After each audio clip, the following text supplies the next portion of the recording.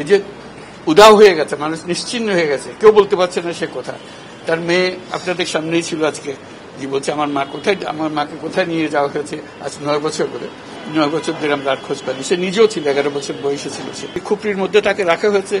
গ্রামে তো মুরগির খাঁচা এর চাইতে বড় হয়, এরকম অবস্থা। মুরগিও নড়াচড়ার যেরকম জায়গা পায় না, ওরও নড়াচড়ার কোনো জায়গা নেই।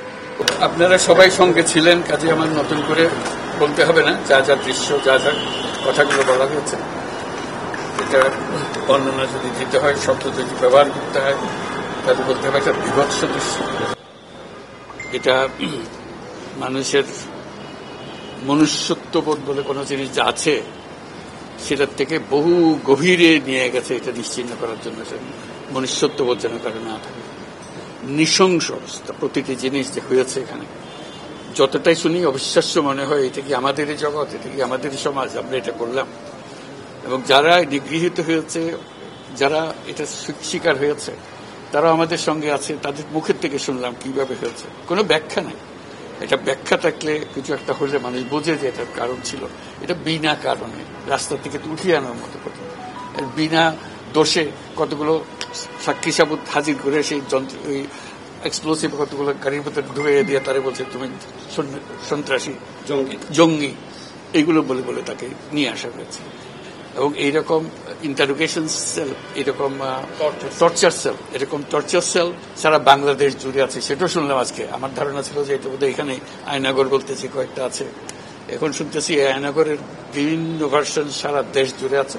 কেউ বলছে 700, কেউ বলে 800। এতে সংখ্যাও নিরূপণ করা যায়নি পর্যন্ত। কতটা আছে, কতটা জানা আছে, কতটা অজানা রয়ে গেছে সেই জিনিসগুলো। আমরা এমনি শুনি আইয়ামে জাহেলিয়াত বলে একটা কথা আছে।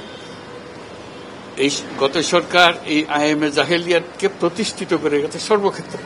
এটা তার একটা নমুনা। আর আমি কমিশনকে ধন্যবাদ জানাচ্ছি, তারা বহু কষ্ট করেছে। অন্যান্য কমিশন তো তারা করেছে, অন্তত তারা নিজেদের ঘরে বসে করতে পেরেছে। এদেরকে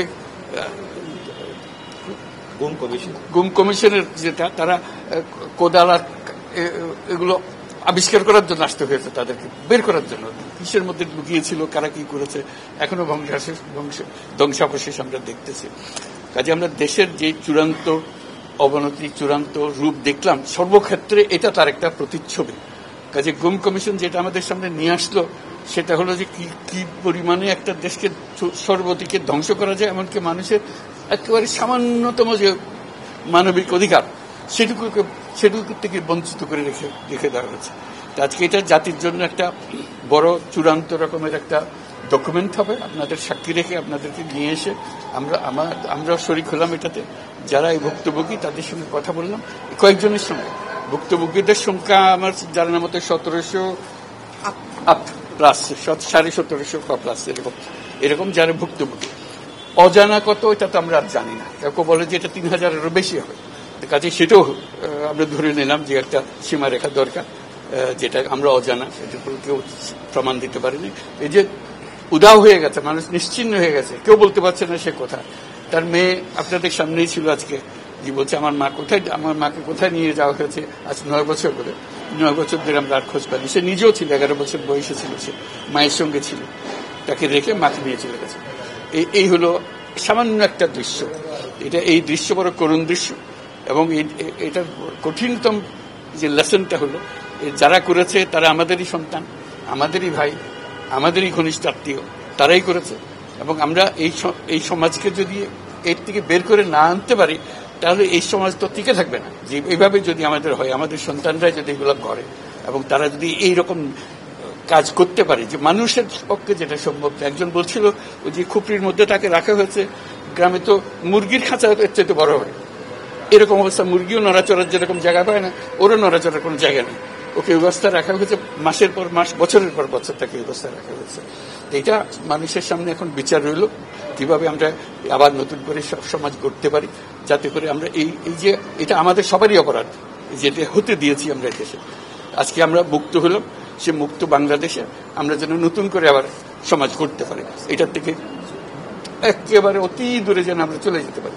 এটার নমুনা, এটার সাক্ষী, এটার যে ডকুমেন্টেশন গুম কমিশনের রিপোর্টের মধ্যে থাকবে। এবং এটা অবশ্য পাঠ্য হিসেবে সবাইকে পড়তে হবে এবং তাদের যারা করেছে তাদের বিচার করতে হবে। তা না হলে আমরা নিষ্কৃতি পাবো না এটার থেকে, এই যে কাজগুলো করে গেল তারা। তা না হলে আমরা আবার মুক্তভাবে বলবো কি করে যে আমরা এই দেশের মানুষ, আমরা পরিষ্কার। যারা করেছে তাদের জন্য আমরা কেন মুক্ত হতে যাব? তাদেরকে সে বিচার করবো, জনসাধারণ বলবো যে হ্যাঁ এটা উচিত বিচার হয়েছে, তখন আমরা এটার থেকে মুক্তি পাবো। সেটাই হলো আমাদের আবেদন দেশের সবার কাছে, এই বিচারটা যেন আমরা করে ফেলতে পারি। এইগুলো সব এভিডেন্স যা যা আমরা দেখলাম, এভিডেন্স গুলো সিলগালা করে রাখা হবে যাতে করে কেউ বিনষ্ট করতে না পারে, যখন বিচারের কাছে যেহেতু এটা প্রমাণ হিসেবে ব্যবহার করতে পারে, সেই হিসেবে আমরা থাকি। ক্ষতিপূরণ হিসেবে আমরা দেখি নাই, আমরা দেখছি যে ন্যায় বিচারটা তার জন্য হয় অতি তাড়াতাড়ি হয়, যে বিচার দীর্ঘসূত্রিতায় করে থাকবে সেই জন্য এটা থেকে নিষ্কৃতি পায়, এটা আমাদের ফার্স্ট প্রেফারেন্স। তারপর দেখা যাবে তাদের কি করা যেতে পারে। তার জীবনটা ফিরিয়ে দিতে পারবো না যে জীবনের মাধ্যমে সে গেছে, অন্তত দেখলাম মনে সান্ত্বনা হবে, আমি জায়গাটা দেখে এসেছি। ওই মেয়েটা যে বাচ্চা মেয়ে যে বলতেছেন আমার মাকে আর দেখতে পেলাম না, কোথায় চলে গেল, আজ পর্যন্ত কেউ খবর দিতে পারলো না সে বেঁচে আছে না মরে গেছে, মরে গেলে কোথায় আছে। The whole existence of this government is because of this, that we don't want to stay in that darkness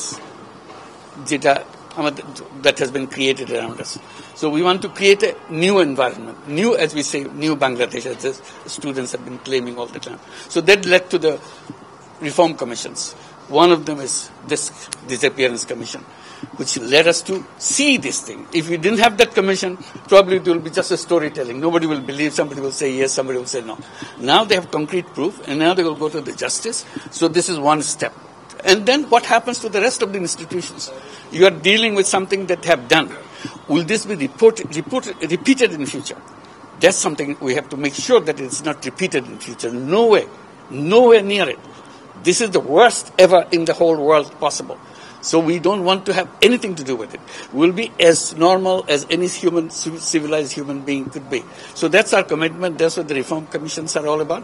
And since you asked the question, I'm very grateful to the Commission for taking the trouble. It was not an easy job. They had to fight in all directions to discover. This is a whole discovery mission. It's not a simple going and taking evidences and writing reports about it. So they had to really detectives in very serious way. And they're still worrying about whether we can keep the evidences as they are after all this thing happened. So this is our commitment. We want to create that society and that world for us.